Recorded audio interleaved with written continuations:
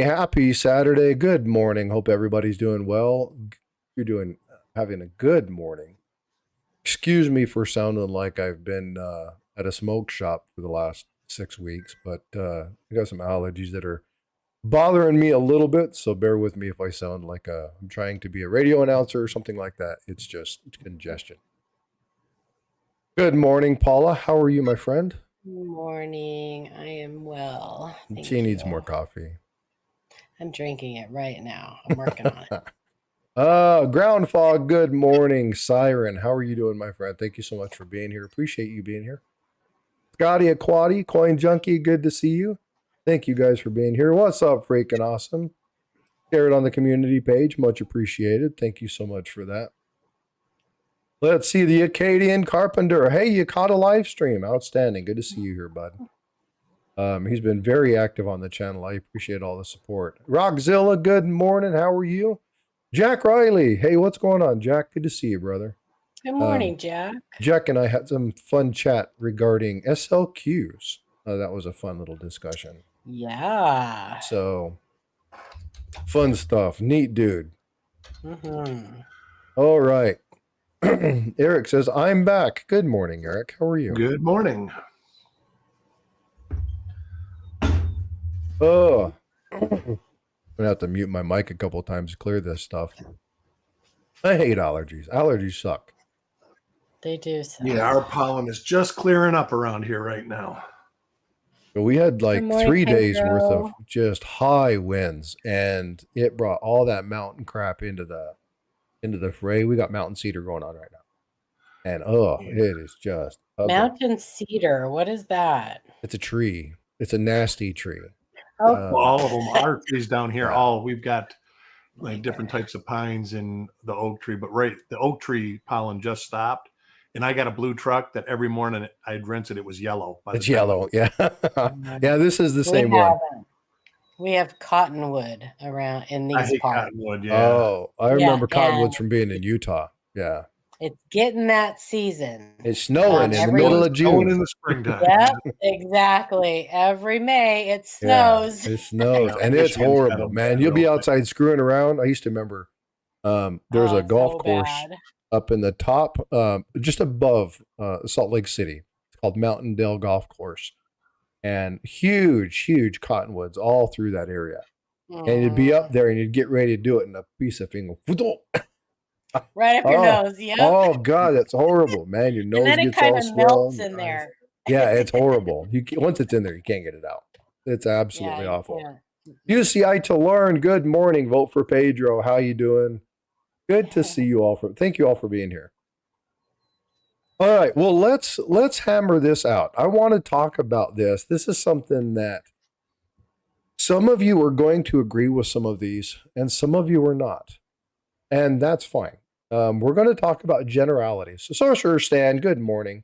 How are you? Hope you're doing well. Thank you for being here. And we're going to be talking about 5 myths. Now, these are coin myths. They're related to a couple different elements, a couple different items. I've got a video coming out on this that'll be coming out next weekend. But I wanted to talk about kind of some of these items. We're going to go from number 5 down to number 1. But I want to have some discussion. I want to engage chat. I want chat to discuss this. We have, even on a couple of these on the panel, we have little bit differences of opinion. I know that there's going to be people in chat who are going to have a little bit difference of opinion. But this is exactly what we need to do. We need to have discussion, and we need to talk about why things are good and why things are bad.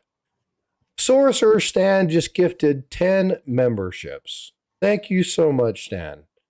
Snipey, Mikey, Supreme Ginger, SGT, MLZB, John Lucas, J Smokes, JC Likes Pam, Cassie Hall, Sunday Peak, and BC Bomber all got a gift from Sorcerer Stan. Stan, I appreciate you. I got your email. I appreciate all your support, brother. I really do. Thank you for everything that you do. That's awesome. Thanks a ton. All right, so let's do this. So let's talk about this one right here. What are your guys' thoughts on this? It's okay to buy fake coins because I like them and they aren't hurting anyone. Well, I think it's all in the syntax. in that question. And It there's is. always exception to the rules. But I want to Yeah. get Chat's opinion before I start. Jack Riley's like, I plead the Jack, fifth. I knew. Yeah, Jack well, Riley. and Paula was like, Jack Riley and Jack Young are not going to agree with you. No, Yep. but there's a pretense here that needs to be understood There with this is. myth. And so Yes. those of us that are involved in education have a little bit different view on some of this, right? And the Especially keyword when we're is, talking about the and they high aren't dollar. hurting anyone. Say that And again, Eric.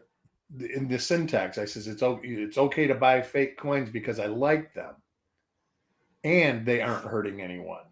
Yeah. So That's what I say. It's all in the syntax. It's probably okay to buy fake coins for a reason, for a good reason, but for the most part, it's not. And they are hurting people That's right. That's Yeah. right. So in their pocketbook. That's right, Jack Riley. Just cause is not the right reason. Yeah. And so one Or thing, because they don't know, right? well, Yeah. because they don't know, I can't blame people for doing stuff, right? This is something I'm writing, I'm working on doing another article.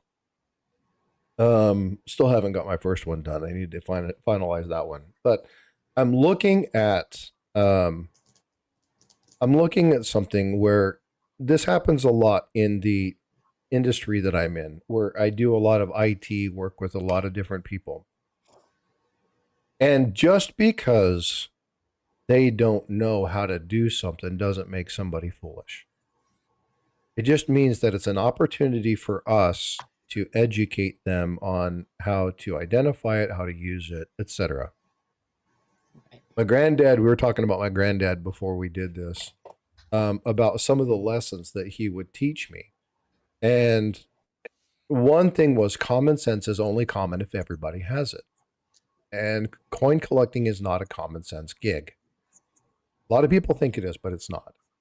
Simply because a lot of people don't know the minting process. And if you don't know the minting process, you don't probably know what you're looking at.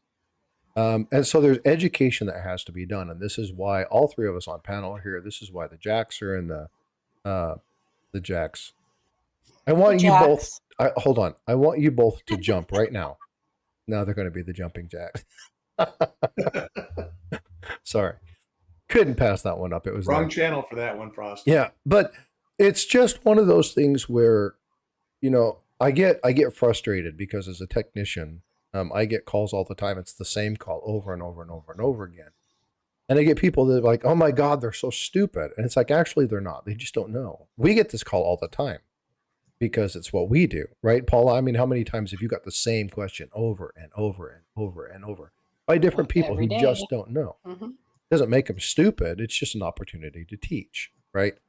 Yes. So in this particular item, in this particular myth, the reason that I do this, and Eric's exactly right, it's in the syntax, but there's a couple things that happen when we knowingly buy these. Number one, we're engaging in something that is caused to disrupt not only the coin collecting hobby, not only numismatics.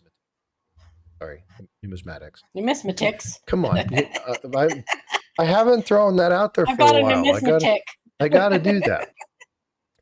It's numismatic. This is Frosty's definition of, the value of money. Or counting of collectible coins. Is that like, I can't stop buying coins? Counting of collectible coins, numismatics. There we go. I'm going to coin that. Okay. You heard that at Frosty's. Okay. There you go. Frosty's 10 words that don't exist. Okay. Baby wieners. Sorry. So numismatics. But the reason that this is a problem is because counterfeiting is a massive issue globally, not just with coin collecting, globally. And whether anybody believes it or not, it's actually a form of warfare. It is meant to disrupt economic commerce. It's meant to disrupt the financial institutions of other nations.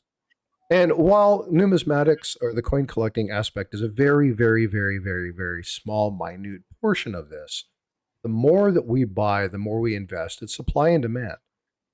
And so it's important for people to understand what we mean by it's not okay to buy them.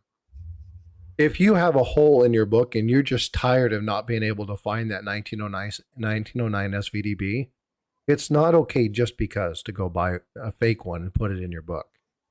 Why? Well, it's going to end up back in the hobby.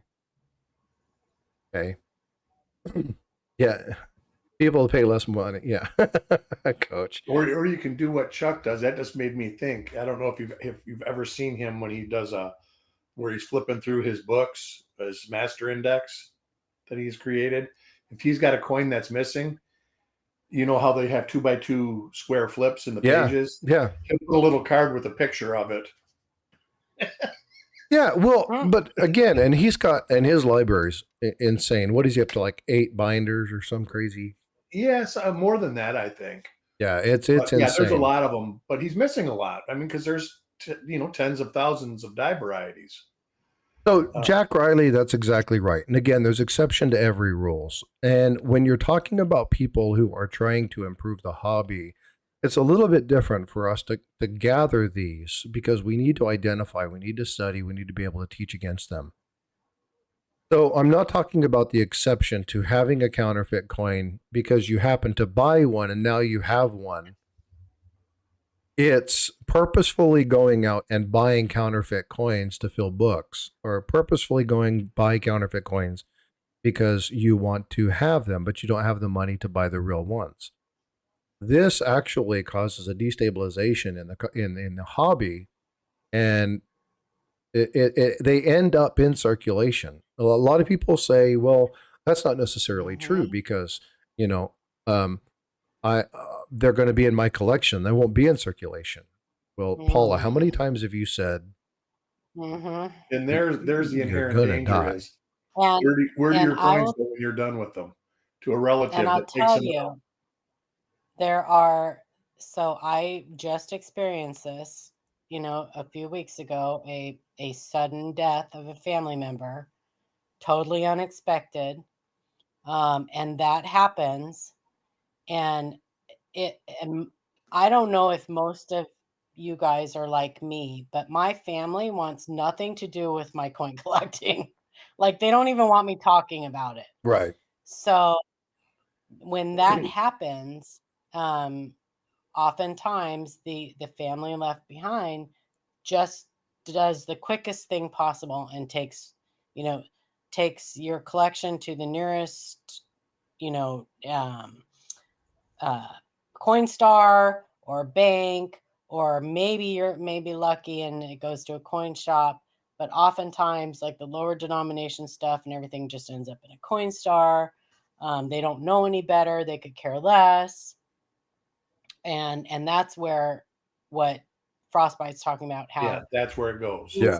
Things inadvertently end up back in, because we see it all the time. People find these counterfeit coins in circulation. Yep. And yeah. Well, how many times have you seen videos now? And this is another aspect of this. There are companies out there that will sell these to you as being authentic. There are people who will sell replicas, right? And they will use fancy terms to sell them. A great example of one of these is Silver Seeker did a video, and I wish I had it available. If one of my mods happens to do this, James Schultz, thank you for being a member for 10 months. I greatly appreciate you. And it was an older gentleman brought in something that his dad had left. It was a whole bunch of proof ASEs. And there were AGEs. There were like hundreds of thousands of dollars in what was supposed to be silver and gold, and they weren't. They were brass. They were copper. They were not the metals that they were claimed to be. And this person who had spent tons and tons and tons and tons of money trying to set his family up for, future success when they passed away, all this money was wrapped up in fake coins.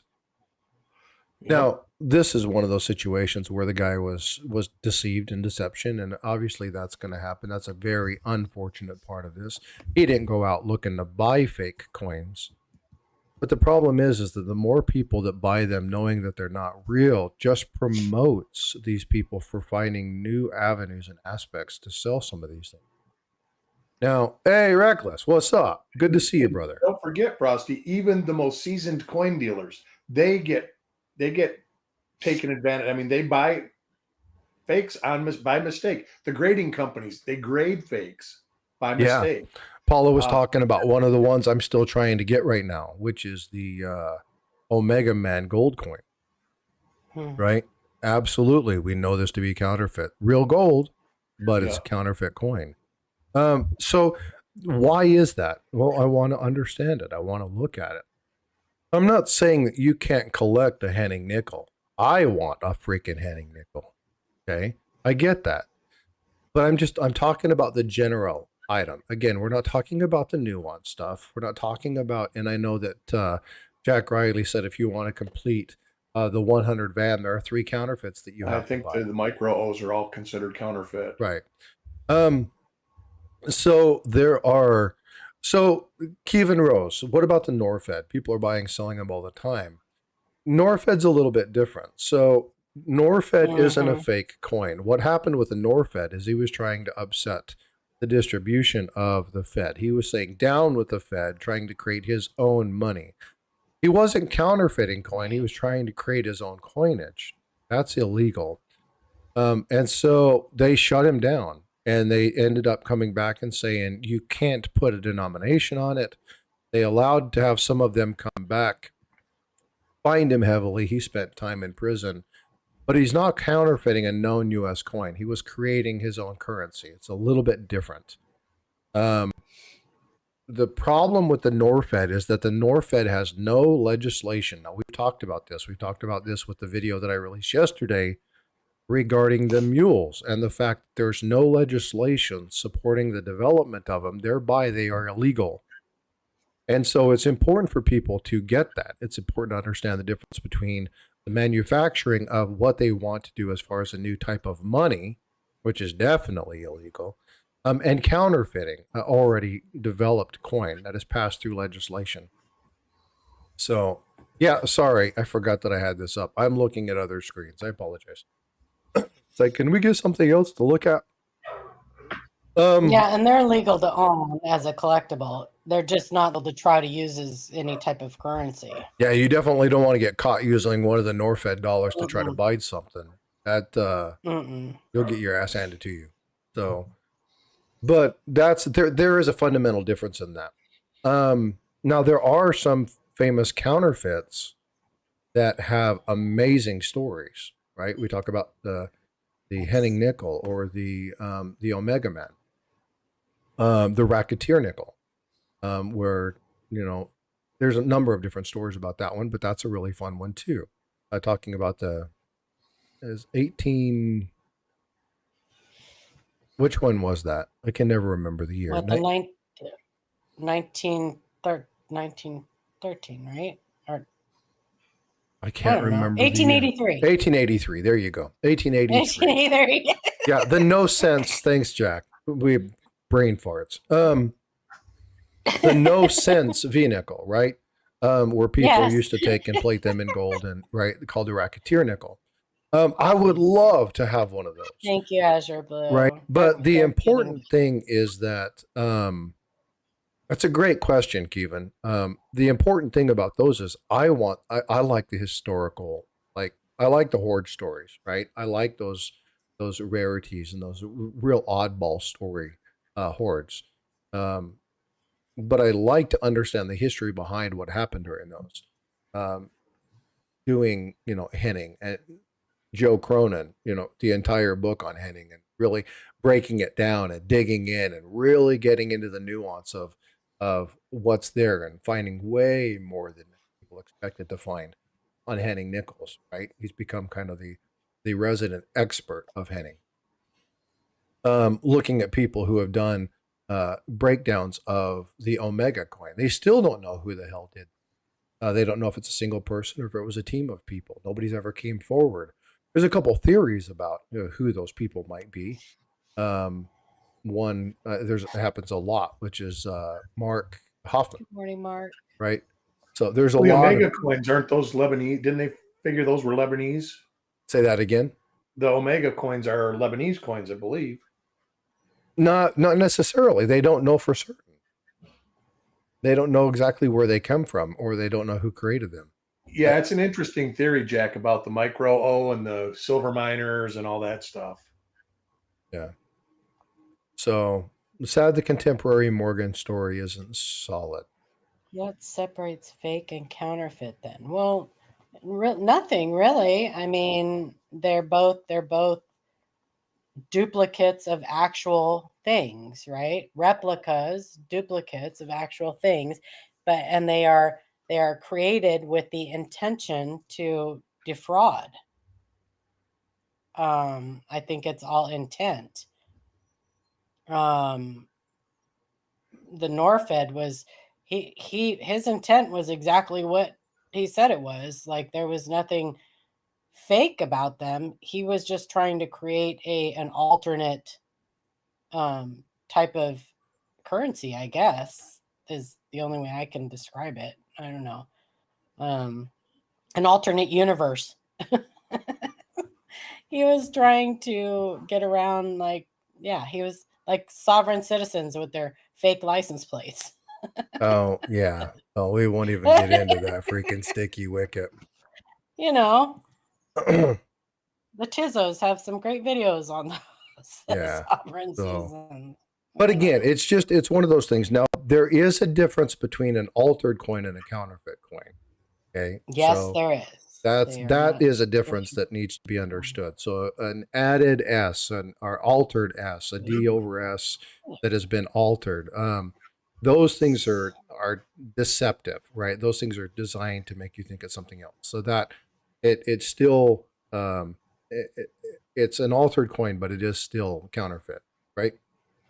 No, it's technically a counterfeit. Everything about it has to be fake. Nothing Right. like altered, down to the very composition of the metal. Okay. Yeah, an altered coin is exactly that. It's a real coin that has been altered. But both of them there's the same intent is there, meant to deceive, to defraud. Yeah, and that's the huge one, is the defrauding people, right? Mm-hmm. That's the big one. All right. Yeah. Well, that was fun. Let's go to the next one. I can't afford to collect varieties and errors. I love this one. This is something that I've heard a number of people say when we've been talking about collecting varieties and errors. That, they call this the hobby of kings. So only the rich people can have these things. And only men. You guys want to, search quarters. I can't afford I'll give you one name that proves this myth wrong. Dirty water coins. Dirty water. Right? This dude searches so much and finds all sorts of amazing There's stuff. a lot of people. But they do the work. Like, they're always putting in to try to find that stuff. You can find some amazing things, and again, you hear us talk about, oh my God, you find your pocket change, find your pocket change. There are really good things you can find in your pocket change, like legitimately cool finds. Really? And everybody's looking for the $1 million coin. They're not looking for the $10 coin, even though they spent a penny on it. Well, and that's, if you look at return on investment, you have a great opportunity to make some decent money here. Mm-hmm. Coach, that's a great question. Do people have any repercussions for the counterfeit coins? Yes, there's. If they're caught. Well, but there's little sticky areas in that, right? Mm-hmm. They claim foolishness. You have to prove it. Yeah. So there's some wiggle in that, but yeah, there's laws around it. The Coin Act of 1873, which is the Coin Protection Act, which did other things, listed certain protections, counterfeiting, stuff like that, specifically designed to protect the hobbyist from that. The laws have changed a little bit. They've gotten a little bit more robust. The Secret Service is engaged in that. CIA is engaged in that. Who did Joe used to work for? Did he work for the FBI? Joe's a teacher. No, Joe's a who was? teacher. Um, Who am I thinking yeah, of he then? worked. He worked for Homeland Security. Homeland Security. There you go. That's who I was thinking of. Yeah. I knew And it was and one the of those thing is, agencies. I couldn't remember which one. Coach's Magic. It depends because the only one really, and I may be wrong on this, but the only one really who can be held accountable for counterfeit coins is the counterfeiter themselves, because it's not illegal to own them. And you have to prove that the person who owns it is actually had intent. You have to prove their intent, and that's a very hard thing to prove. All they have to say is, "I didn't know." So there's a really good story, and And you have. all of my Canadian brothers and sisters will know this Does that one. make sense? Like, That happened just a year or so ago, where a guy bought $50,000 for some odd crazy thing in counterfeit nickels, had them distributed, and then he was distributing them for real money in the public.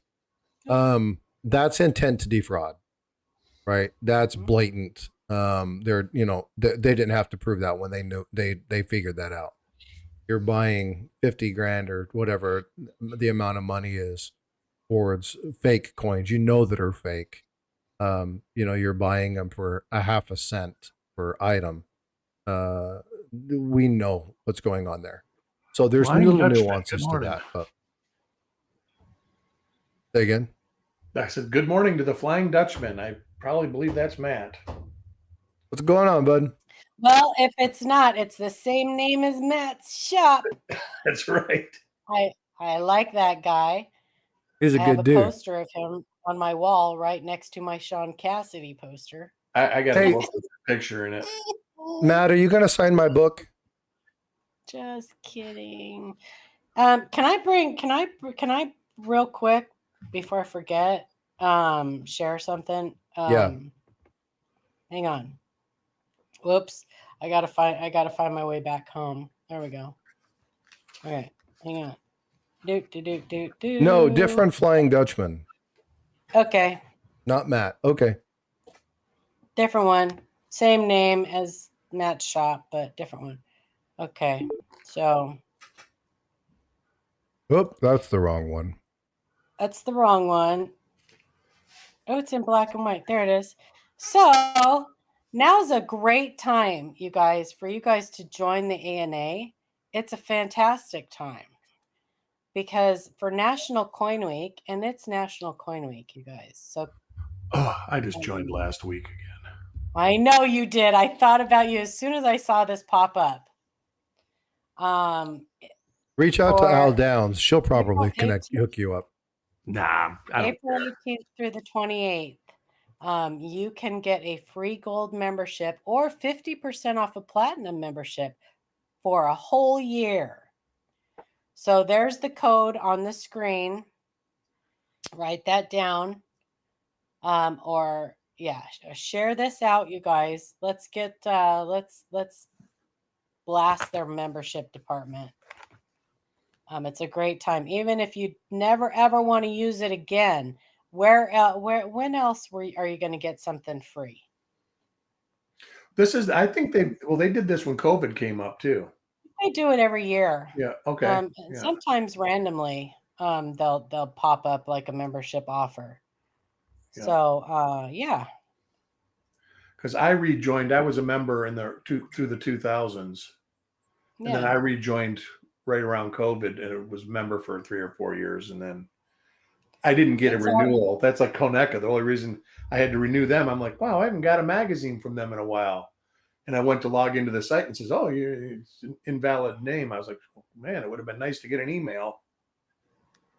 So it's a great time to join the ANA. It's also a great time to go to your bank and get some boxes of coins and start searching. And because I'll tell you what happens oftentimes, and most of the time during National Coin Week, dealers and collectors alike will pull together and grab some kind of more obsolete coinage and stuff, and they will throw stuff into circulation that you wouldn't normally see. I can tell you that I threw a roll of 60-piece small dates that were all brown in a bag that I took back to the bank about 3 weeks ago. There you go. Yeah, So, that's cool. and it's a great time for you. Well, as unfortunately, I'm not in collectors, Florida. If you have, say, no dates buffalo nickels out there, yeah, just throw some random stuff into a Coinstar or something like that, because that is how young people get interested in collecting. They find this random coin and change or something like that. That was And the best thing about the W quarters. It So many was, kids and were how- looking for it because they knew it was $20. And I am really hoping, I've been talking about this for a long, long time now. I'm really hoping that they do something with circulating coinage besides just the redesigns for 2026. It would be really amazing. And they have an opportunity to do that. So we'll see. What's up, Eric? How you doing, brother? I'm sorry, Frostbyte. Go ahead. Yeah. I didn't mean to interrupt your. That's all Let's good. get back to It is all good. Yeah, this is par for the course for us. So no big I deal. know. It's so unusual for me to interrupt. Yeah, that's a rarity. That never no problem. happens. So again, finding varieties and errors. There's something you can find in your pocket change, right? These are things, but you have to actually be looking for them. Jack Riley mentioned he found a really nice variety not very long ago. One of the nicest. Yeah. Right. One of the really nice items. We found, I shouldn't say we found, Paula and them had verified a really nice pocket coin that was found out of Canada. Ended up being a $60,000 coin or something like that. That large date. The large Canadian dime. Canadian dime. Oh yeah, the Canadian. Oh yeah, that was a nice one. So there are opportunities, but you have to. There's a couple things you have to do. Number one, you have to look for them. Pedro, but it's important that you investigate some of these things. All right, let's go to the next one. Coin collecting is a dying hobby. Now we talk about this on our channel quite a bit. There is no better time to collect coins. If you look throughout history, it used to be called the hobby of kings because in order to have excess money, you had to be fairly well off. It was, people had very limited amount of money back in the day. And so you're not going to have that opportunity to do that. Today, there are people that, they're like, oh, I just don't have any money. We have more access to money than at any other time in history. So as far as collecting coins, the opportunity to collect and find them, again, going towards the other item, it's a better time. Where we run the risk of losing is information from some of the people who are getting older in age. The level of information, the detail, the hard work, what we call the currency in my line of work. The currency is knowledge, right? So the knowledge of this, we need to share this information. We need to make sure we discuss it and teach it and actually sit down from the people who do understand. That's why we do this education piece. We are more at jeopardy of losing the intrinsic knowledge of our hobby than we are losing the hobby. But much like stamps, which were extremely big back in the day, there's an opportunity to lose it if it's not maintained. And everybody thought stamps are going to be, stamps are going to be, stamps are going to be, stamps are going to be. And a couple advents of technology and stamps went to the wayside. But you're going to find very few people who know about stamps anymore. They just don't know. We've lost the intrinsic information relating to stamps. So we're not necessarily going to lose the coin collecting hobby, but it's very important that we share information and we get the information from those people who really know. Yes. Paula has been very fortunate in learning from some amazing people. Actually, all the LiveCoin Q&A folks have had the opportunity to meet and deal with some fabulous people. It's very important to to do that. It's very important to share that information. That's one of the big myths. The hobby necessarily isn't going to, but the information that we have available to us, we've got to make sure we share that. This is why all this counterfeit crap and this AI crap is really killing it for us, because we just don't, the good information just doesn't seem to be getting out. So we have a bunch of people who are working on this problem right now. A bunch of people that are looking at how to do this. Jack, I do believe it is crucial for people to be diligent in one specific subject over time. It can be sent varieties, must-haves, but somebody has to be the future expert. Absolutely. But the people also have to be willing to put in the work. Now, you guys don't know Jack very well, but Jack Riley, how old are you, Jack? He's young, according to the picture I saw. You will know him. You will know him. You will know him, right? He is going to be a name in this hobby for sure. He's 26 years old. Okay, perfect. Thanks, bud. And he's already a force in the hobby. Right? He is out there. He's digging. He's looking through. He's finding stuff. He's reporting on it. He's collaborating, sharing a ton of information. Good morning, Shot. Good morning, $1 Million Man. He's my little pokey poo. We need people like this in our hobby who are going to take the mantle, pick it up, and run. I do agree, and this is why I tell people all the time: I cannot be, I can't be the person who understands everything. There's no way to do that. You have to be very specific. The one thing that I'm really good at is networking, building collaborations between people, and bringing folks together. So that's what I'm focused on. That's how I can help with the hobby, is to properly educate and bring people together who are those folks that are the experts in those fields, and bring them to common areas. But here's the thing that's cool about this. Those same folks have the same ideas that I do. And they're well better suited because they have more experience.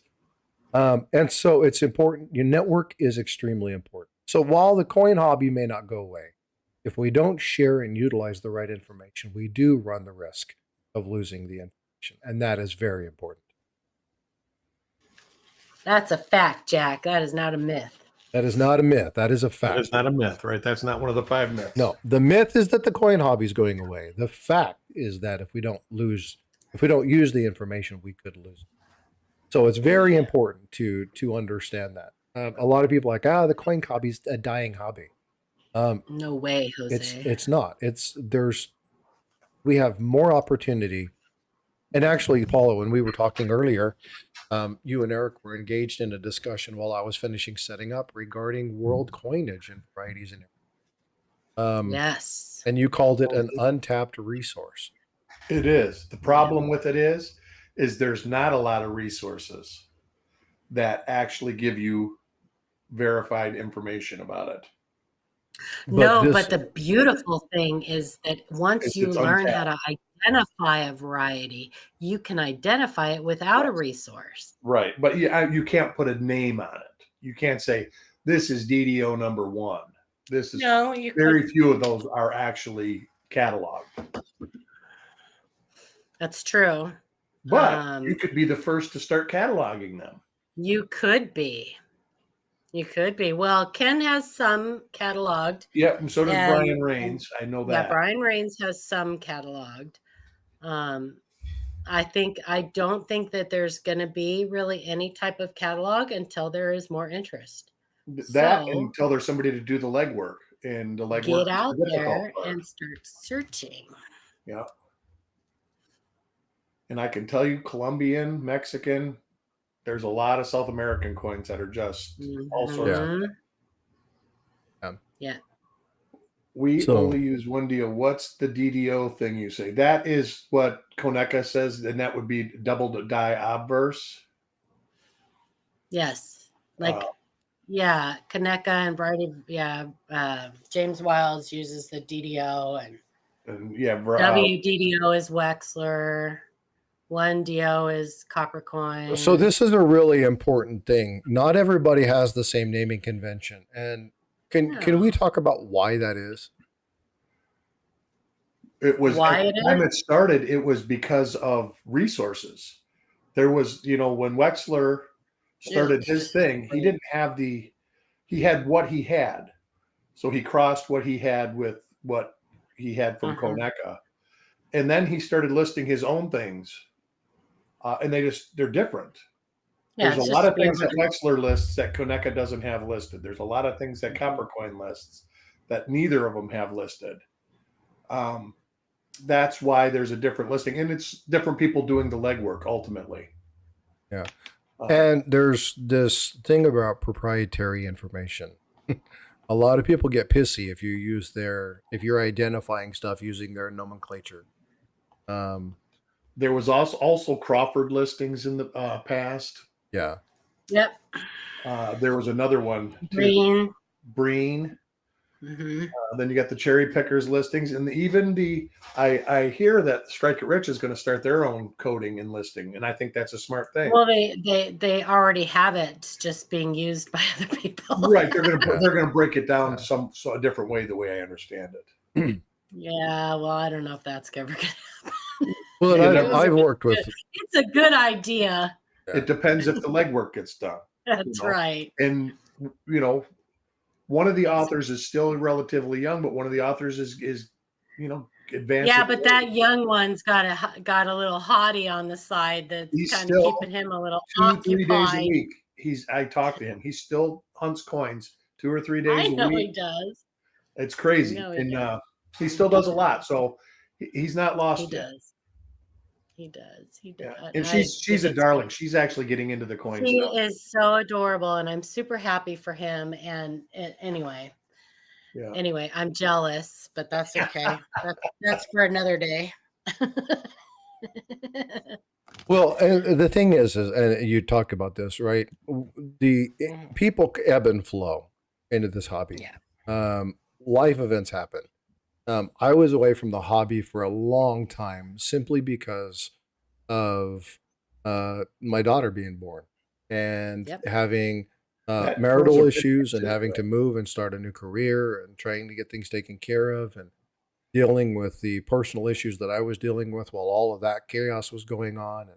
And, so life happens, right? And sometimes we lose good people for a short time. We always lose people. Yeah, and we do, and people come and go. And so there's a season to this, but this is why it's so important that those mainstay sources of information, one, stay engaged, but that we have people continuously coming into the hobby that want to learn it. They want to pick up that mantle and move on. This is how we really identify, connections. This is how we build our network. And so even though that he's not totally engaged, he's still around. There's still a bunch of people talking with him and engaged and invested.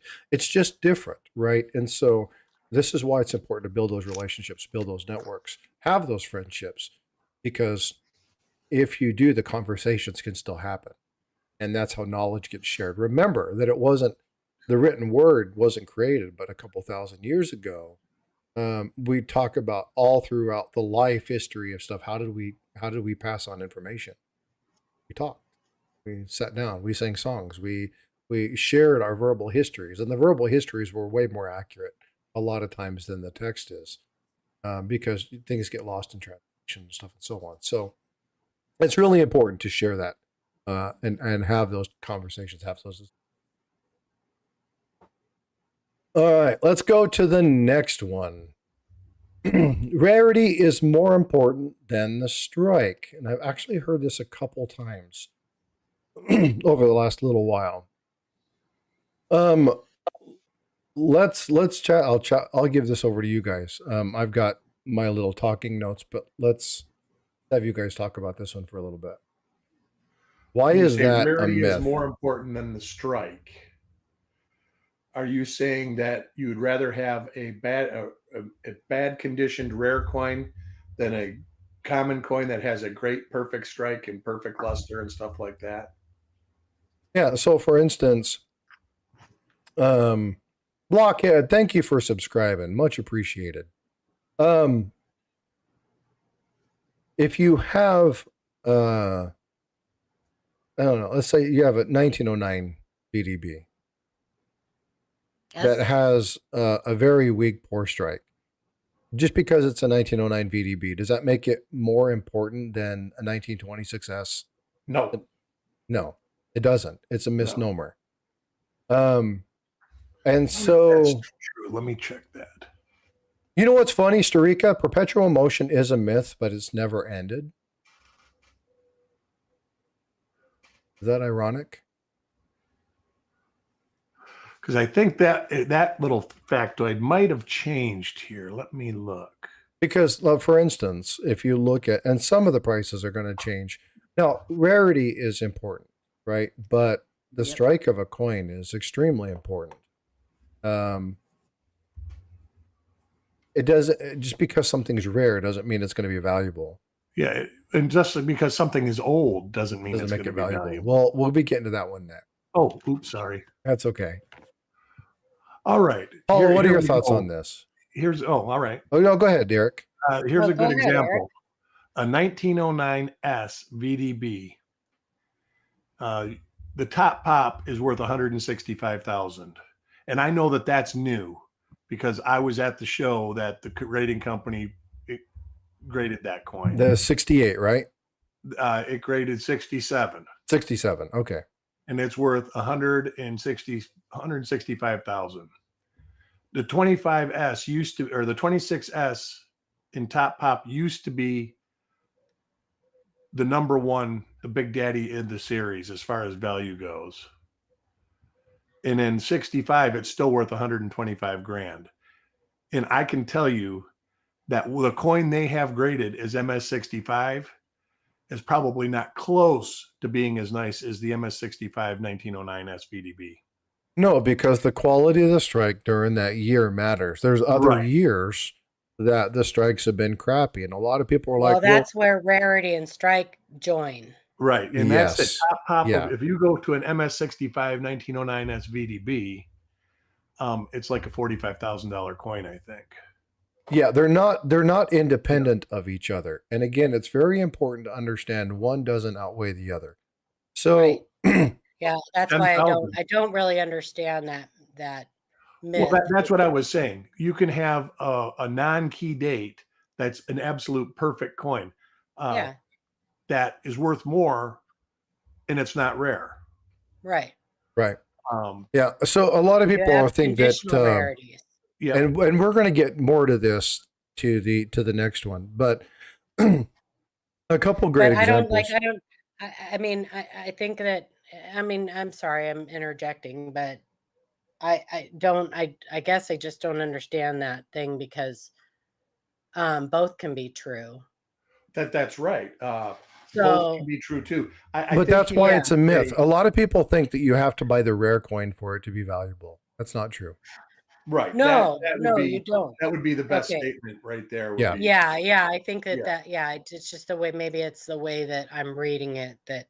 Yeah. So for instance, we have errors that are one-off, that they're $25-$30.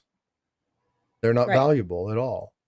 But there's only one of them because you're not going to have, two errors that are exactly the same. But that doesn't make them rare. Just because there's one doesn't make them rare. But a lot of people, but again, the terminology of rare. When we talk about errors, we talk about error type. Here's another great example of that. The 1849 double eagle and the 1933 St. Gaudens double eagle. Which one's more rare? I don't know. Yeah, you're out of my 33. Isn't that the illegal one? No. Well, so okay. So there are two 1849, Jack Riley, absolutely right. There's only two of them. One of them, if not both of them now, are at the Smithsonian. It is by far way more rare. But yet the value of that particular coin is nowhere near the value of the 1933 St. Gaudens double eagle. That one coin is about 11 million, where the St. Gaudens double eagle last sold for almost 24 million. So rarity doesn't equate to. But why? Why is the 33 more expensive? Worth more? Well, but that's where probably sales data. Yeah, exactly, Jack Riley. Well, The they- 1933 Double Eagle was never rare to start. It's just there's an interesting story behind it, and then they made it illegal to own. The 1940 the 1849 Double Eagle, which is a pattern coin. There's only two of them. They reside at the Gotcha. Smithsonian. Both, if I'm not mistaken, both people. There was a person, I can't remember his name. As soon as somebody said it, I would know. Was able to buy both of these coins for $10,000 back in the late 1880s, 1890s, and then bought them from the mint. And then the mint came back and said, "We really would like to have these back, and we want to place them in this new museum that we're building called the Smithsonian." And so, after much to do, they reached back out, they got him, and he sold them back to the U.S. Mint, and then they made their way back to the Smithsonian. There were two different coins that were done. And so they entered private hands. And then, unfortunately, or fortunately for us, we wouldn't be able to see them otherwise. They were sold back to the U.S. Mint. They ended up in the Smithsonian. But the 1933 Double Eagle, the St. Gaudens Double Eagle, actually there were tons and tons and tons of them produced, but it was the executive order that said, we're making gold illegal. And there's tons of stackers in here. Wasn't the son of the Witch of Wall Street? I don't remember. When I see his name, I'll remember it. I did a short and a little video on this. I love this particular story because I love that coin. Paula got me turned on to pattern coins and patterns. I love them. Damn things. So I like if looking you guys at the find a stories 1916, if you guys find a 1916 Mercury dime without the initials, that's a pattern coin. Just saying. But there are situations where the rarity of a coin doesn't determine its value. The strike of a coin sometimes is better. But I hear, and I put these myths up there because these are questions that have been asked me, right? Well, rarity is more important than the strike. Well, not necessarily. Because when you're talking about value, when you're talking about money, when you're talking about all those things, there's so many very intricate details that come into play. It's not just the rarity. It's not just the strike. We have NGC certified coins from Roman era that you can buy for $30 a piece, $40 a piece, $50 a piece. That they're common, but they're ancient. They're old as hell. Now, why would I say that? Because that one goes to this one, which is the very last one, which really ties in. Collect old coins because old coins are valuable. That's a myth. We have, and again, I've got a video coming out on this. I'm going to give you exact examples. But the Constantine, I love the story of Emperor Constantine and what happened during that time frame and what was going on during the 7th and 8th centuries BC, because I love the histories behind it. But I can get a Constantinian coin slabbed for $60. Yeah, widow's mite. Look at the widow's mite. You can get them for $5. Yeah, I mean, you can find widow's mites, right? For a fairly decent price, and they're old as hell. They're biblical, right? We're talking about thousands and thousands. There are some Mesopotamian coins that you can get for $100, and for something being that old, it's like, it's outrageous. But just because something's old doesn't make it valuable. That's right. It just goes for more than coins. It goes for pretty much everything. Right, and so. It's important to understand. Yeah, exactly. Know the coins that you collect. So if you're going to do something, and please, for God's sake, just because it's old, don't assume it's real. Because counterfeit, those coins are horrible. When you look at some of the coins that are out there, ancient coins are they've been counterfeit for so many years.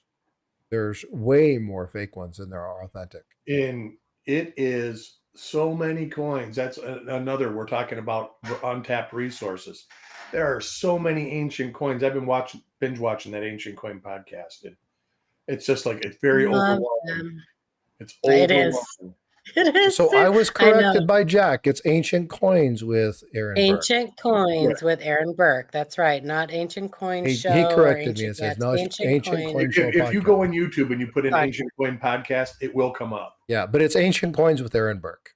He Mhm. gently corrected me on that one last. Yeah, but it is crazy. Matter of fact, the first week knowledgeable as hell. I mean, the dude really understands.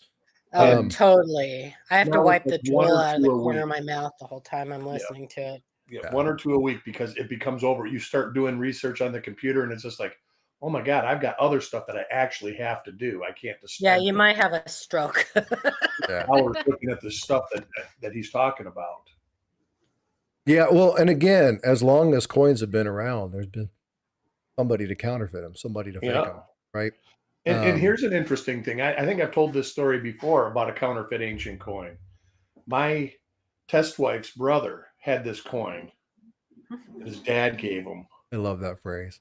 I do too. He went on and on about it being worth $1 million. And I was like, no. And I wasn't even really into coins that big then. I says, no, that's just not going to happen. It's too nice. It looks good. And then it turned out that it was a known counterfeit from like the 50s, but it was done on purpose. It was done for some celebration of 1,000 years of this or something like that. And they knew they made so many of them. And the counterfeit was still worth thousands because it was done for some special event. And they could identify that it was done for some special event.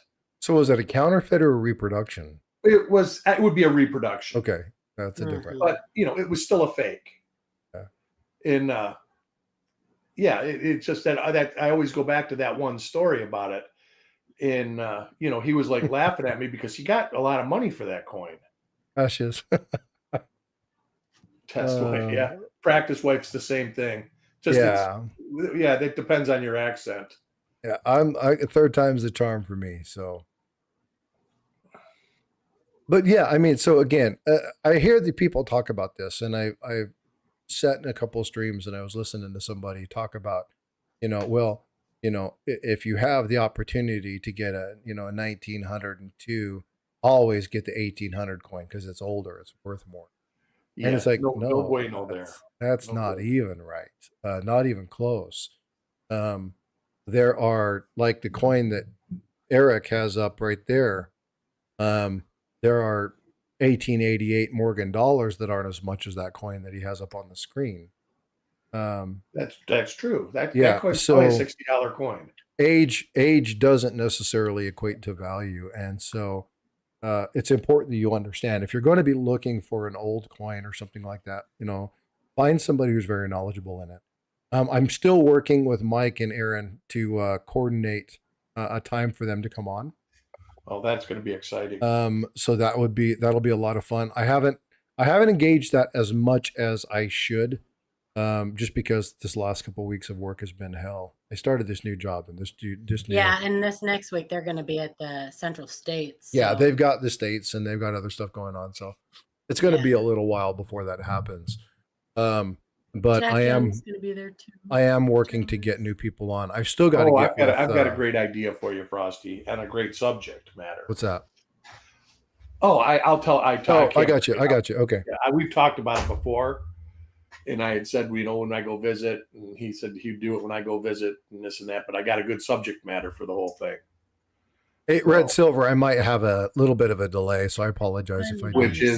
Which is Eisenhower dollars.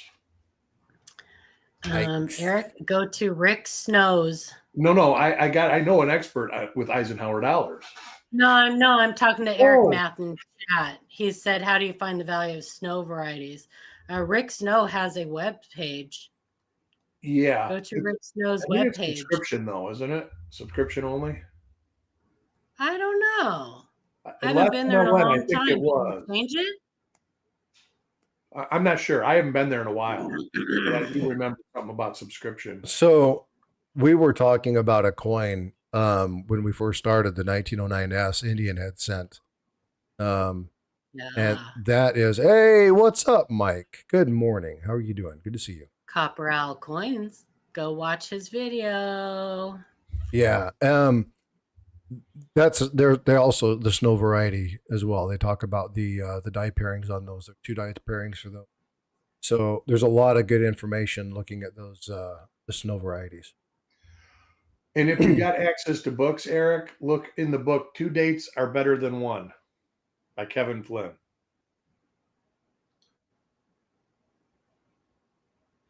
Hey, what's up, Chappie? Good to see you, brother. But yeah, it's a lot of fun. So we did 5 myths. We talked about the various 5 myths.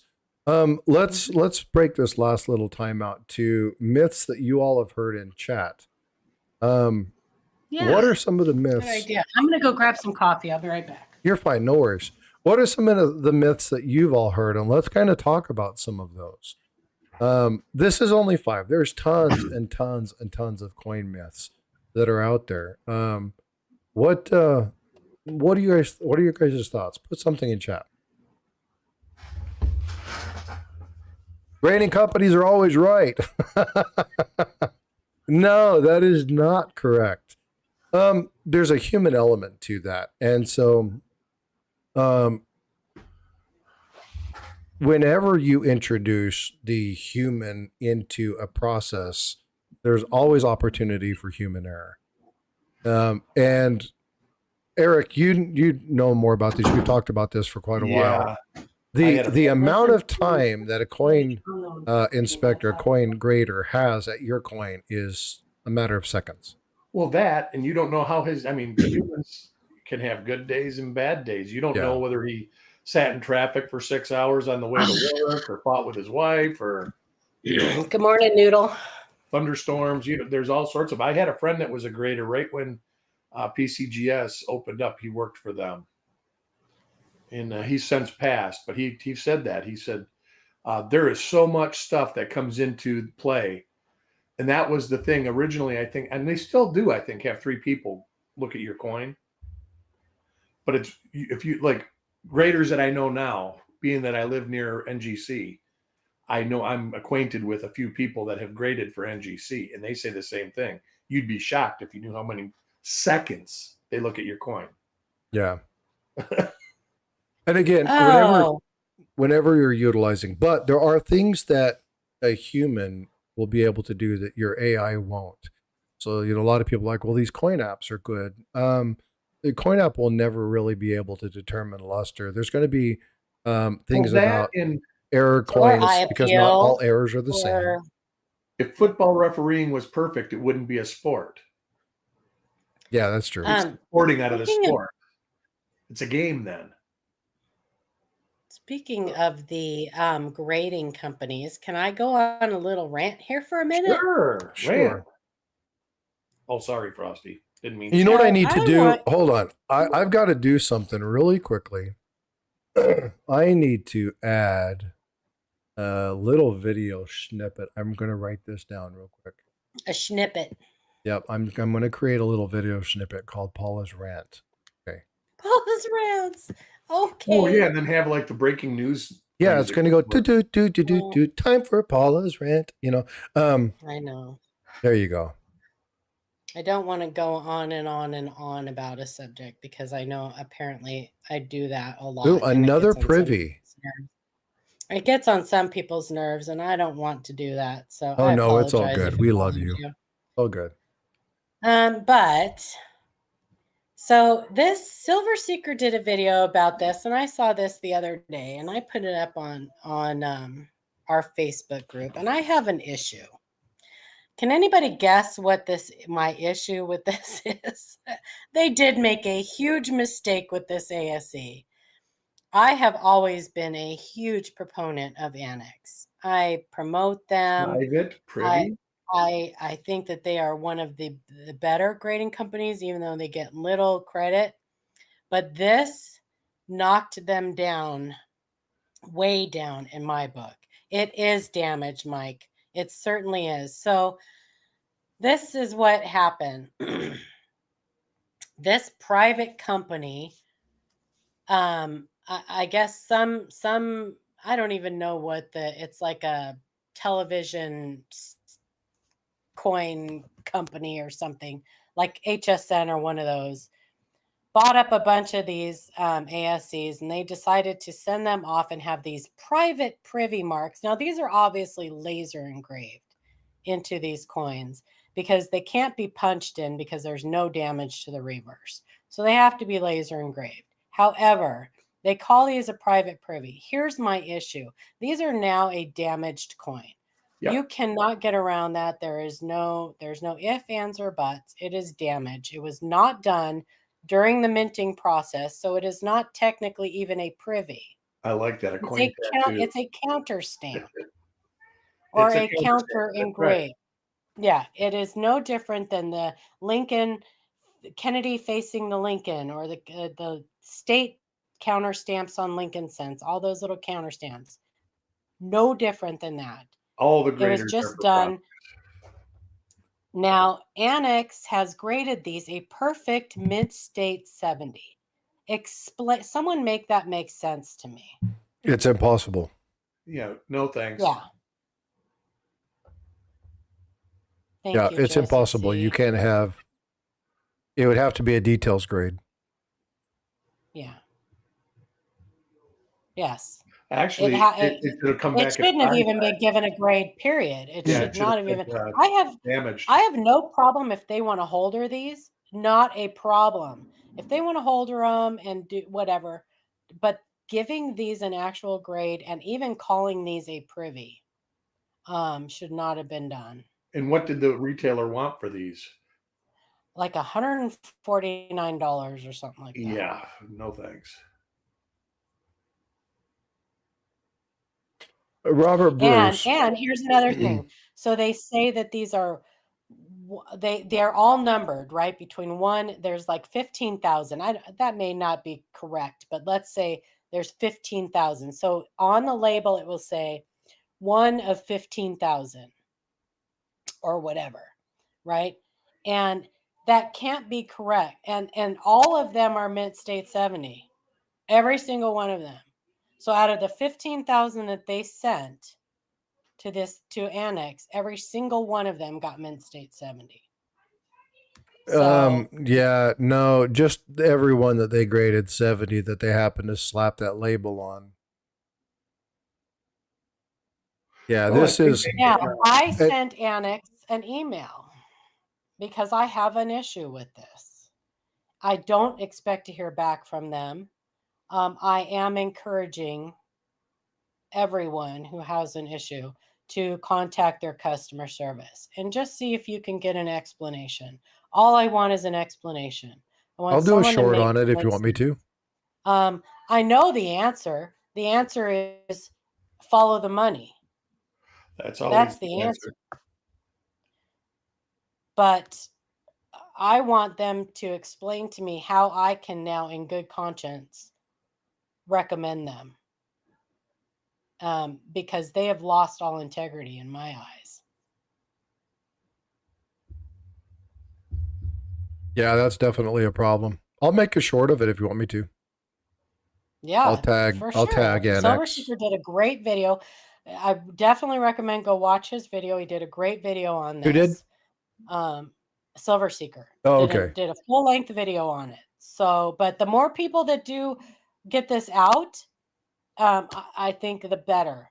So just because one person did a video does not mean that you can't go and do a video too. I think that something needs to be done about vote this. For Pedro. That's actually not a bad idea. It would be great to do a video recording of these particular things, do the submission, and send them for a crossover. See if you can get a crossover. Send them for crossover and see what happens. That actually would be really good. Yeah, that's actually not a bad idea. Yeah, this is just gross to me. So, Mike had me a question for you, Paula. Okay, I'm waiting for the question, Mike. Or did you fall? Did you fall down? Have you fallen and can't get up? You need to push your. Do you straight grade chop mark trade dollars?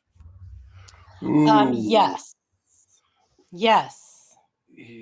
Boy, that's a sticky one when you send those in. Top mark trade dollars can be straight graded. They Okay. can.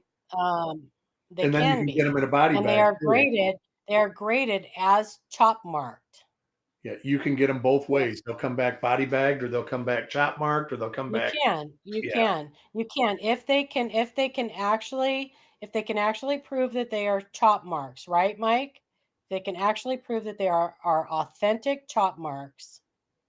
Then they do straight grade them. Do I agree with that? No, I don't. I don't agree with it.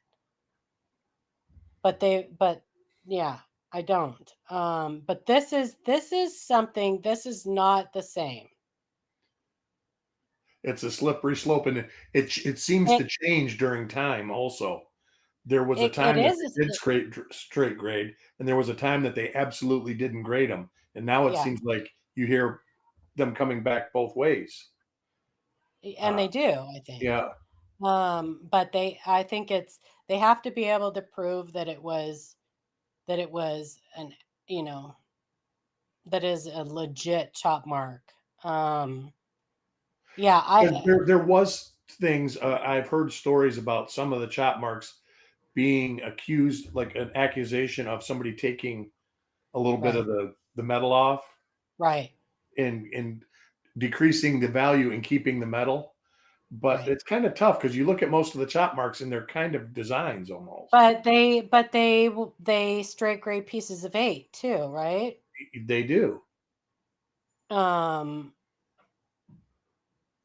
So, but this is, yeah, it is.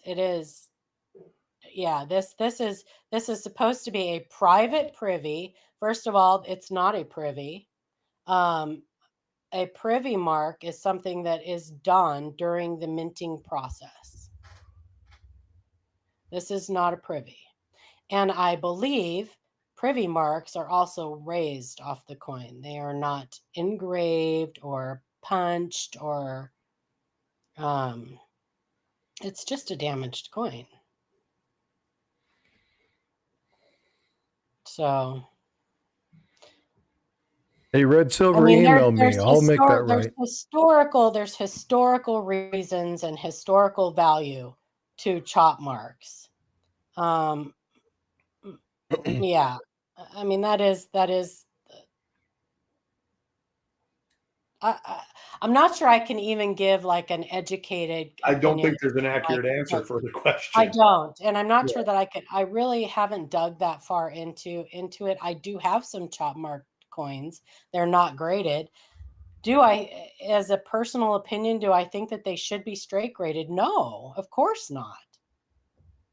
Because that happened after the minting process was done. So, yeah. So as my personal opinion right now, from an uneducated standpoint, I'm going to say no. Because if you come back details, it's chop mark. I do think it should be a details chop marked. Yeah. There should be some sort of solid rule about it, but that was the problem, because there's been a couple times that I've kind of dealt with something like that. Or just chop marked with no grade. Yeah. Verified authentic with chop marks. Yeah, verified authentic with no grade. Most of them still come back cleaned anyways. Yeah. I'm just saying. I mean, at least, I mean, not that I got a ton of experience at it, but I see Mike's point. Yeah. But absolutely. I don't think that this can be compared. A chop mark. Yeah. Yeah. Because if you got to put the whole picture together with this thing, and it's everything about it stinks. Yeah, I think the chop mark story for this would be if you were in Zimbabwe and they wanted to make sure that they put this mark on the coin so they knew the coins were already vetted as real, then it would be a chop mark. Because that was what they automatically accepted those coins at the place where the chop marks were put in. Next needs money, PCS, CAC, hurting. Well, I don't know about that. I don't think so. I think that I don't know what the deal was with this. What this company, how this company made this deal with Annex. I don't know. I don't know if they just sent him a bulk shipment and paid him a certain amount of dollar to. And they could have said, don't grade so anything that's not MS-70. So you can send your coins to, I believe it's Annex that will do it, and put, like, you can have them put your name on it or whatever. Like, this is from the Paula Bloom private collection, or give it some funny name and have a special label put on it. But to even assign this a grade, I just don't, everything about it bothers me. So Invisible, you need to understand something about this. This is not a privy mark. This is actually counter stamp. This is It actually is not a privy. done post mint. So this isn't a privy. It is a bad use of the word privy. This isn't something that even equates to what the mint has done. One, this is incused. It's not a relief. This has been, as Paula said, this has been laser engraved into the coin. To make it to where it's actually a part of the strike, it would actually have to happen at the strike. That means that this design element would have to be agreed upon and put into the That's master different hub, the than die, branch. right? There would have to be authorization from the mint director, whomever authorized that particular one. This isn't there; it just doesn't happen. Has to be done during the minting process. Yeah, but see, even the one with the private deal with that 8th era, that was an agreement with the mint. That was something that was done. There was a And I think you're contractual going to see thing. The more designs are there, of that. right? So there's a process that has to be followed. This didn't follow that process. And it was done at the mint during the minting process of that coin. Of those coins. This is post, and so this would be anything that happens to the coin post production, even if it's immediately following the strike, and we're talking about 100th of a second type immediate, is considered damage. It's post mint damage, PMD. Yes. So that's the issue here. A lot of people won't get that. A lot of people won't understand that, but this is a good call. And that's why people are buying these, because they don't it's anyway. No, it doesn't it's not the same thing, Invisible. No, it's not. It should say private counter stamp. The whole problem with this Invisible River Ranch is that it has a mint state 70 grade, which means that it was perfect at the time it was struck. After it was struck, it was a perfect mint state 70. Now, this can't be a mint state 70 because it has damage. It has post-minting damage. Yeah. This was done post-minting. So and because it's post-minting damage, it shouldn't have a straight grade on it. No. NGC treats chop marks as details. Yeah. Yeah. I'm not sure if PCGS, I think that, well, I do, Mike, because I think I am one of the people that believes that Annex and ICG are actually more accurate in their grading. Well, they use strict, and they use the original ANA grading standard. Right. They use a strict grading standard, not their own grading standard. Yeah. Let's not go there, Invisible. Stop it.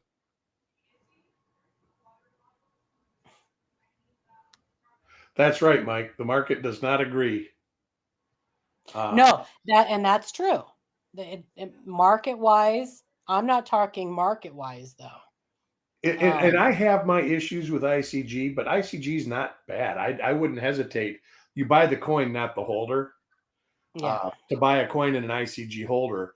I just know, like a lot of dealers down here, when they're sending coins to IGCs, they're usually sliders, trying to get a straight grade out of it instead of getting a details grade. And that is one thing. Even though ICG does details, they do slide a lot of coins through. Well, Annex is also more accurate when it comes to varieties and errors. PCGS, especially recently, PCGS and NGC not so great. My last We've PCGS been order was finding, kind of disappointing. I got great grades, but the coins didn't come back graded like I thought they were going to. I mean, I got the grades I thought I was going to get, just not on the coins. I expected the high grade coin to be a different coin, if that makes yeah. sense. I sent 4 of the same varieties in, and one, me and Adam talked about this. One was really beautiful, and it came back a 65. And the one that they had as a 66 plus, I'm like, it's not a great looking coin. Yeah. And if they gave it a 66 plus grade, so it's a $3,000 coin. I would be ashamed to sell it for $3,000. Eye of the beholder. Well, that goes back to Eric, to the human aspect of it. Whoever looked at those coins thought that that coin was a 66 plus. So,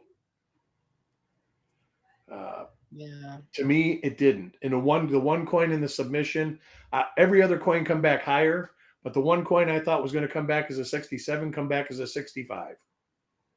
So No, they're selling them at the Coin Shopping Network, I think. CSN, I think is. Oh, well, there's a selling great company for you. Yeah, that's not just who's selling them. That is who bought the ASCs, who sent them to, I believe it says on the back. And you Private Privy know what they Mart, do, Paula? They to remove anybody CSN from Mint. Yeah. they remove anybody from allowing comments. So they don't allow you to ask questions. They don't allow you to do comments. When they do their live streams, they block all content that you can't Wow. post questions. So they don't allow any of that because they know people are going to call them out. It's there to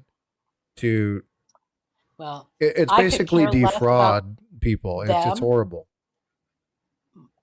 I know that they're like, all of those places are ridiculous. My problem is with Annex. My problem in this whole thing is with Annex. Yeah. I'm very, very, very disappointed.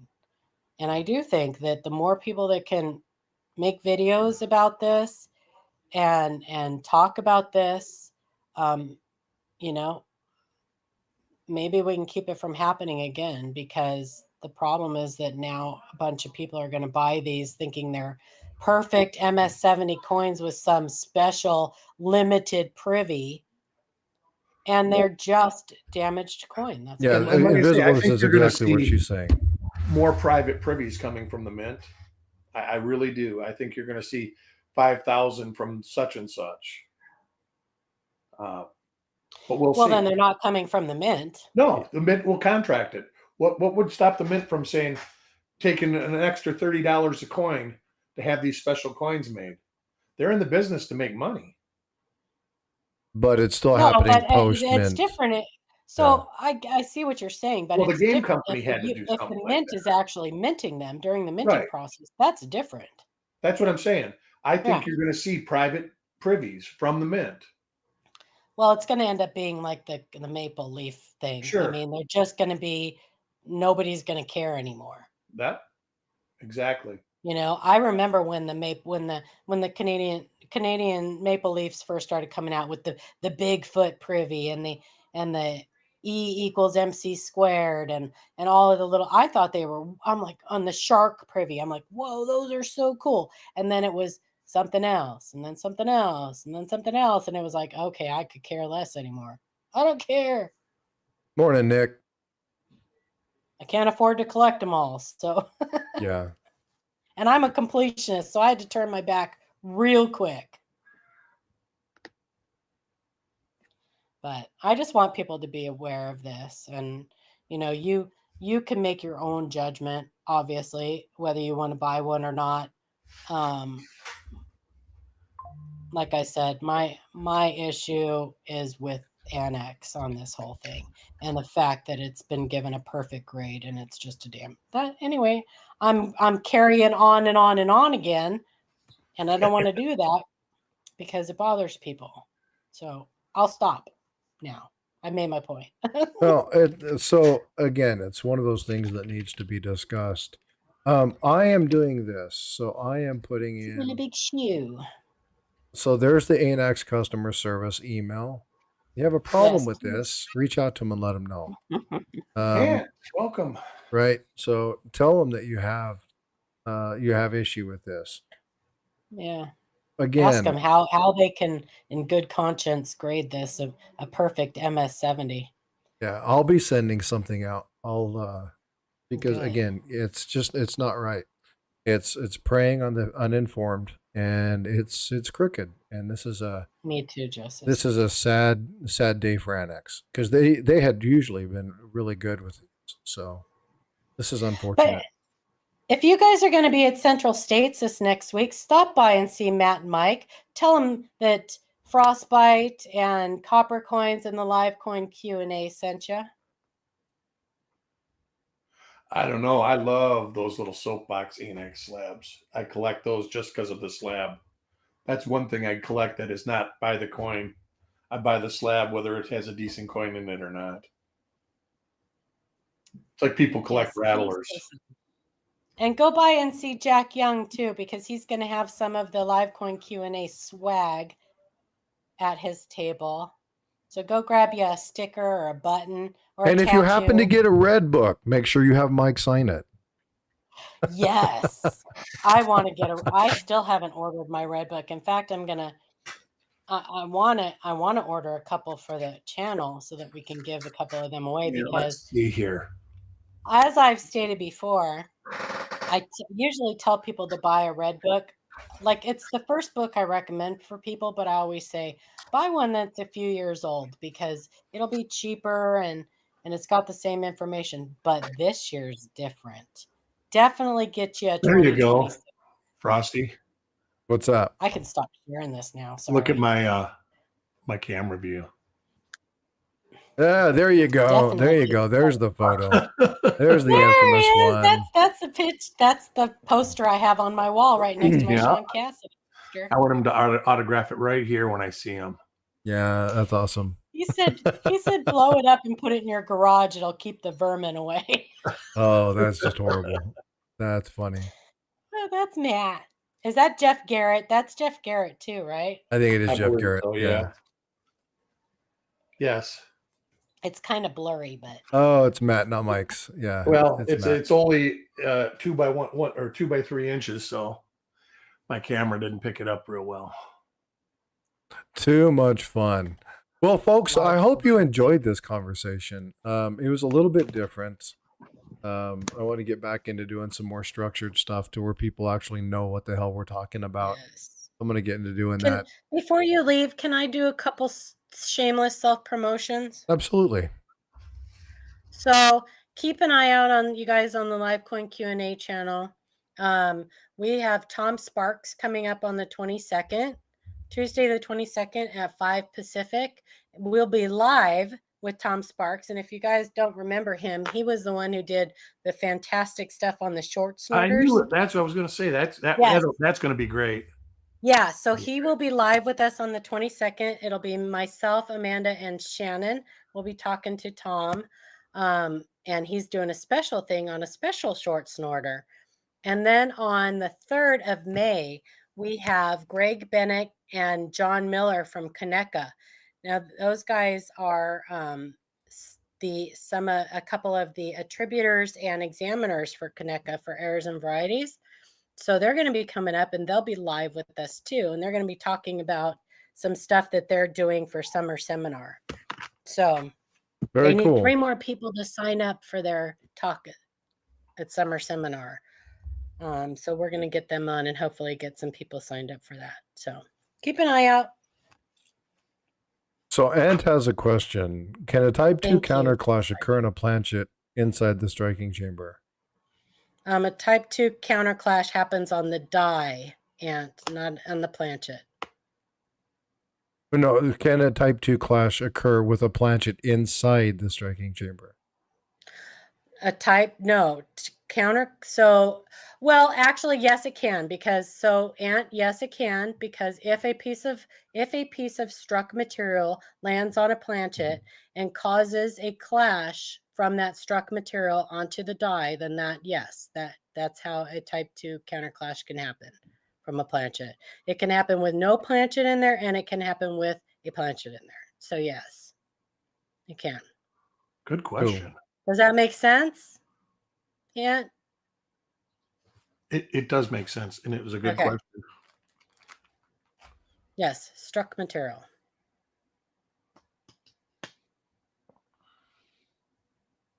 Red Silver says nope. It's not something that I can describe in a short amount of time. Red Silver, it's part of the minting process. I can at some other time expand on it, but it's quite a process. My best advice is to go to Mad Die Clashes, to their website, and read about how counterclashes and type 1 and type 2 counterclashes, and they actually have a visual not dictionary, I don't know how you would, but they have like a thing on the left hand side where you can click on stuff and read about how different clashes happen. You guys have to excuse me. I really lose my wording sometimes, so that's all good. Bear with me. All right, so Mike Noodle, new show tonight, 8 p.m. Eastern. We're Central States next week, and have a great meet and greet. Go to the Friends of the Coin Show Facebook group. Saturday, I'm giving a presentation on the NNP Saporium. Now, the Newman Numismatic Portal. Yes. That is something. It's going to be next Saturday. You definitely want to go check that out. Yes. Yep. I have 3 that I'm going to be watching. Yeah, so there's going to be some really neat stuff. If you are not part of the Newman Numismatic Portal, you definitely want to go check that out. Tons of great information, and Mike's going to be a Randy Teton on the show. Closer. Oh. He's coming in at the end. Yes, Randy Teton. That is the lady that was the model for the Sacagawea dollar, right, Mike? They're going to be having her on the show on May 9th. That's exciting. That's a big deal. That's a big deal. She saw Mike's video on the VIP strikes on the Sacagawea dollars that he saw in somebody's case at a coin show, and a lot of people don't know about those. I didn't know about them. She commented on, they have Philly and Denver. She commented on that video on their post. Super exciting, Mike. Yeah, you guys go watch their show tonight too. If you guys aren't subscribed to the Coin Show podcast, get over there and hit those guys up, because they're amazing and they're just great guys doing a lot for the hobby. Sounds good, Nick. Nick will be doing one on Friday. He's going to be doing a birthday stream. You can go over and check him out as well. And is it your birthday, Nick? Mike, if you'll do me a favor, drop the link. Well, actually, the Newman Numismatic Portal does it just a little bit before. He is risen indeed, Joseph C. That's right. That's right. And that is tomorrow. Man, it's crazy. Yep. Yes, it is. So no stream tomorrow. Yes, I'll do a stream tomorrow. I'll do a stream. You don't have to be here if you don't want to, but I'll do be one. Available. I will just be playing with coins anyways. I may have Bifrost on. She's been talking about doing another drawing, so I may have her on and we just chit chat about stuff. He's turning 29 again. Me too, Nick. What a coinkadink. So, well, cool. All right, folks. Well, I'm going to go ahead and wrap stuff off. I'm going to go. Thanks, Frostbyte. Yeah, thank you. Appreciate you guys, everybody. Thanks, you guys. Thanks for coming up and hanging out with us. I think this was a great discussion. If you guys like this stuff, let me know. Make sure you do me a favor, hit that like on your way out. There are other channels going on. Again, go over and check out Coin Show Podcast. They've got a great show over there. Go check out Ancient Coins with Aaron Burke. That is a fun one if you like ancient coins. And as always, take care of those in the community. Be well, be blessed, and I will see you guys